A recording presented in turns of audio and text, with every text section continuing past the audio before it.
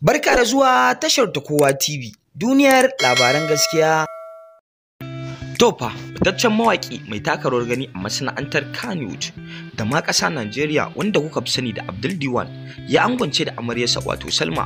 Za mu kai ku kai tsaye ga shagalin bikin wannan mawaƙi, yadda za mu nuna muku abin da ya faru, haɗi da wasu fitattun hotuna na jaruma Maryam Mai Haya.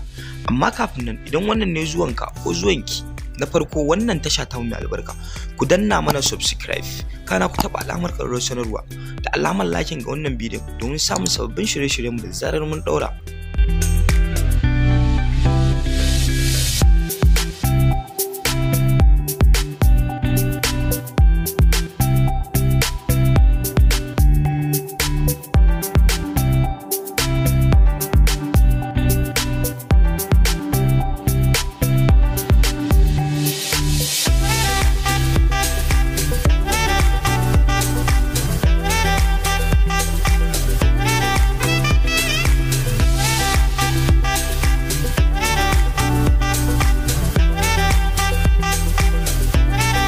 Alaikum warahmatullahi ta'ala wa barakatuhu.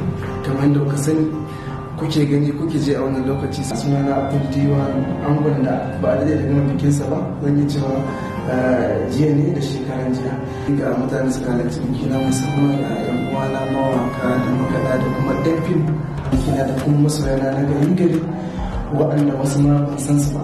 Sannan kuma ina godiya da mutanen garuruwa masoyana da suka zo, musamman irin jama'ar jihar Kano, jama'ar jihar Kaduna, jama'ar jihar Zamfara, jama'ar Zaria, jama'ar Funtuwa, Dikki, Katsina da Sokoto da Bauchi da sauran jama'ar da sauran garuruwa. Gaskiya na yi farin ciki sosai, na yi farin cikin da ban taɓa yin rasa ba, saboda na cika jama'ar da ban taɓa gani ba a wannan lokaci. Ina godiya, Allah saka da alkhairi, Allah ya mai da kowa gidansa lafiya, Allah kuma ya bani halartar taron gudunmawa da na tashi.